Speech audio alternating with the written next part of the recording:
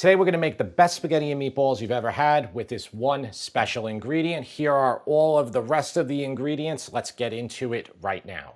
So guys, I always like to go over the ingredients. You can see there's a lot of ingredients here, but it's really simple. I'm gonna divide my sauce ingredients over here, and then I have my meatball ingredients over here. As far as the sauce ingredients go, I have basil. This is gonna finish it at the end. I have two 24-ounce jars or bottles of passata, which is tomato puree, one 28-ounce can of crushed plum tomatoes. The three of those are gonna equal a good amount of sauce. I always want leftovers with this. The extra sauce is the best part of it. The last bit of ingredients for the sauce is white wine. I'm gonna do just a little bit, about a half a cup. Extra virgin olive oil. I have two anchovy fillets right here. If you don't like anchovies, you can easily omit that. It's gonna boost the flavor here because we're doing a quick sauce. I used about 5 cloves of garlic here because they were tremendous, but the recipe says 8 cloves. And then I have a little bit of hot red pepper flakes, half a teaspoon exactly. That's what I'm gonna use, but if you like more or less, feel free to play around with it. No onion in here. This is just a quick sauce. It's almost like you would equate this kind of like to just like a quick marinara. You're gonna be able to do this whole recipe in under an hour and 15, hour and 30 minutes. As far as the meat goes, the recipe card has 1 pound of beef, 80-20 chuck, and 1 pound of ground pork. In the store, they didn't have the proportions I could buy, so they had the meatball mix, which is veal, pork, and beef. They both look like pork, so who the heck knows? Maybe it is pork, double pork. But listen, any combination of beef, veal, and pork would be great. The secret ingredient for the meatballs is ricotta, and I have 1 cup of that. That's gonna make them a lot more tender. If you don't wanna use that or you don't have it, you can use a little bit of milk. I used 4 slices of bread and cut it up into cubes. So that's kind of our breadcrumb mixture. The remaining ingredients for these meatballs, 2 cloves of garlic, 2 eggs, that's a binder, that's what holds your meatball together. Half a cup of parsley, you could use even more, I did. That's almost like a cup there. We have 1 cup of pecorino romano cheese. I forgot to show you one of the ingredients, which is spaghetti. Okay, so that's what we're gonna use because we're making spaghetti and meatballs. So let's make the sauce first, and while that sauce is simmering, we'll make our meatballs. And I have a pot here, Dutch oven. This is large. You don't need something this big. This is a 7.5 quart. You could get away with even a 5 quart here. I'm gonna heat it up to about medium-low heat. I'm gonna coat the bottom here. So the recipe says 1/4 cup, and if you do 5-6 tablespoons, you're gonna be totally fine. I'm using extra virgin olive oil, and we're gonna put in the garlic and the anchovy at the same time. Listen, if you don't like anchovies, just don't use them. Well, they're dissolving right now, and you can see this, guys. The timing will be perfect at 2, 3, 4 minutes. This is on medium-low, so about a 3 out of 10. Garlic's gonna get golden, and the anchovy is gonna dissolve in here. So we've made about 10 sauce videos on this channel, maybe more. You'll notice a theme. I make it different every time. And guys, that is actually what I encourage you to do. By mixing it up, changing things, you're gonna have a sauce for every occasion. So when I make the Sunday sauce, guys, I just let the meat be the flavoring, and I put onion in it. And it works really well. For this, I want the predominant flavor in here to be the garlic, and then the fresh basil at the end. And we'll just let this go a little bit more. It's not quite there yet. As it gets golden, it's gonna make a better flavor for your sauce. Okay, now the garlic is lightly golden, smelling great. Gonna put in red pepper flakes. It's about a half a teaspoon. Just let them flavor that oil for 20 seconds. Right before we put the tomatoes in, we'll put a little bit of wine. This is just Sauvignon Blanc. I'm gonna use about a half a cup. How do I measure it without using a measuring cup? Just put your finger there, pour it down to that. Keep your head back, even though it's low. Again, quick sauce, quick marinara, fresh white wine. Deep, dark Sunday sauce, Sunday gravy, 8 hours, red wine. And you could definitely omit the wine. Absolutely. I'm turning it up to about medium-high here, so just let it reduce for about a minute, just to get that strong alcohol flavor just to dissipate, not evaporate. We're gonna put our tomatoes in. We're not using tomato paste today, which I use in tons of recipes. I'm using passata, which I don't use. I wanted to have a little bit of body, so by only using 1 can of crushed tomatoes that have more water and using the 2 jars, bottles, whatever, of passata, it's gonna be okay in a shorter amount of time because I don't wanna cook this sauce long. We're gonna do the meatballs, we'll get them back in, we'll let them finish for a little bit, and then we'll make our spaghetti.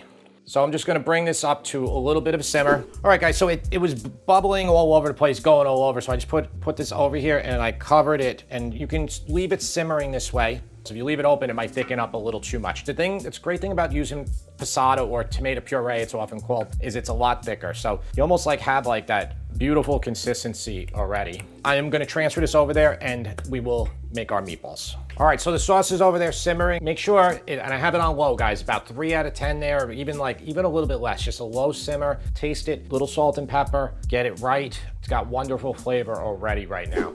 So let's make those meatballs. This was about 1.5 cups of bread. I'm using 4 slices. It's nice just to give you a unit measurement like that. And I cut off the ends and cut it into cubes. There's a lot of ways you can do this. You can run this underwater, you can squeeze it all out to hydrate it, especially if you're not gonna use the ricotta. I've done so many meatballs, often I'll use milk in it too. So the same principle. If you think like when you're doing it is too much, it's too wet, you can just add a little bit of like store-bought dried breadcrumbs to stiffen everything up again. It's as simple as that. So what we're gonna do is mix this together in here. Just mix it all around. You wanna get all the bread coated here, and you can mash it. The object is not to keep these cubes of bread as cubes of bread in the meatballs. I think I used Pepperidge Farm or something. It's just plain old white bread. Let this sit for about 10 minutes. You can take a fork right now and you can mash it a little bit more, just turning it into a paste. Here I have the beef, the veal and pork. I'm gonna kind of like spread this meat out on top here, just so that I can, when I put my salt and pepper down right now, that it can try to get a little bit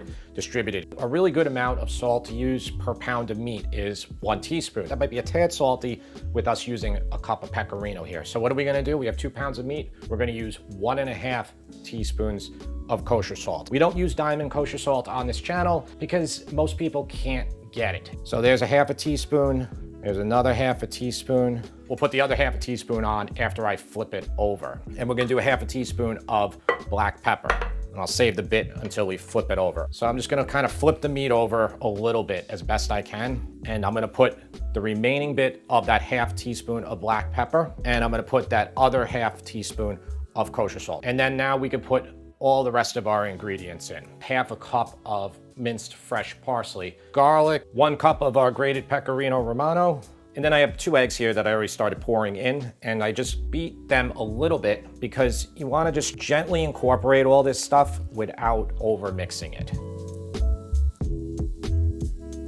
That's well mixed, but not over mixed. Before you start rolling them, take a little piece, break it off, and then just put it in the microwave until the meat's cooked through. But you'll be able to tell if your seasoning is correct. There's a bunch of ways to roll meatballs. Having a bowl of water is one of the easiest ones. Just dip your hands in before you roll your meatball. I want the meatballs to be about 2 inches in size, or a little bit smaller than that size. So just very gently roll them. They're very much on the soft side like we spoke about before. So if you want them a little stiffer and you want them to be a little bit more round, all you have to do is put more breadcrumbs in. They're gonna go in the oven, in the broiler. Just flip them once they get really brown on the top. So if your broiler is really hot, you only have to do 3 minutes. Don't worry if they're not cooked on the inside. We'll finish them in the sauce. So they did about 10 minutes total time broiler, 152, 153. They're close. Let's taste our sauce right now, and then let's put the meatballs in there and let them simmer. The sauce has been going for about, I don't know, not too long. Passata just gives it a gorgeous consistency and taste already. By the way, we're doing a jarred sauce taste test with me and the taste tester. You know how I feel about it, guys. You can always do better by doing your own. So I'm gonna put about 1/2 to 3/4 teaspoon of salt in there. So let's just get them all in. And you know, they're a little soft, so they might break apart. So you gotta be gentle with them when you get them into the sauce. All right, guys, so the meatballs are simmering over there. I'm gonna boil pasta for you. I'm just gonna show you for a second, then I'm gonna transfer back to my stove over there. And I'm going to put in 2 tablespoons of this Morton's kosher salt, which, guys, equates to roughly a 1.5% salinity. So this DeCecco says 12 minutes cooking time or 10 minutes for al dente. So I'm gonna cook it about 1 minute less than al dente. So as much as the box says that, you're still better off just checking it yourself. Here's our meatballs and our sauce. We will finish our pasta in here, and we will get our 1 minute less than al dente pasta in here and finish it. About a 3 out of 10 here, not much. I'm gonna put in, the sauce is fairly thick here. I'm gonna put in just a touch of pasta water, maybe a couple ounces. Typically with a sauce like this, you're not gonna use any pasta water, but it was a little bit on the thicker side. So right there now, by putting that in, that's a good consistency. Pasta's ready. Okay, it's drained well. Let's get that in there. And you can just taste it right away, like if you weren't doing that, but you should be checking it. It's a little too hard right there, so we're gonna just finish it right in here. Another nice trick, especially with spaghetti, is you finish it in there for about 30 seconds, and you put 1 knob of butter. What that'll do is it will help the sauce grab the pasta too. But the sauce is gonna grab the pasta just by cooking it in here for this last bit. Let's get this off. Let's get a little basil in here. Then we could put a couple meatballs on here for serving if you want, but I do recommend you keep the majority of them on the side. And then when you plate somebody, You put the pasta in there, you put the meatballs on top, a little bit more of the sauce. And James, would you like extra sauce? Yeah, sure. That's why I wanted to have the extra sauce, guys.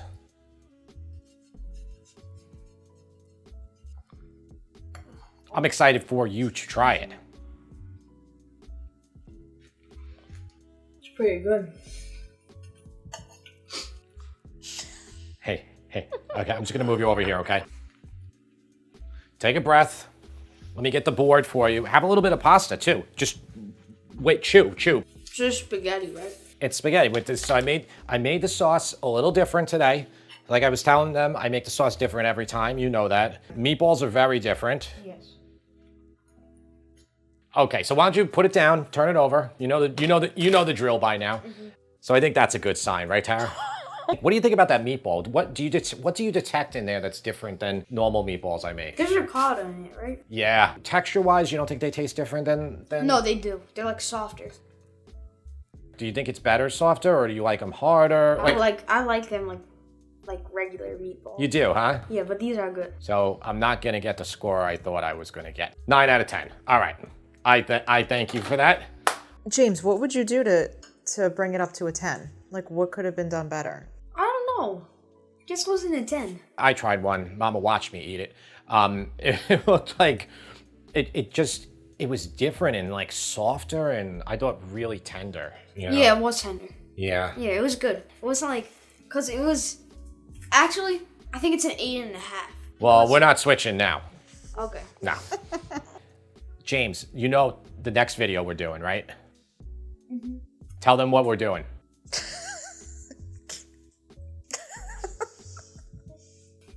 I'm gonna be trying every single jarred sauce there is, like blindly. Not every single one there is, but Well, almost. The major ones.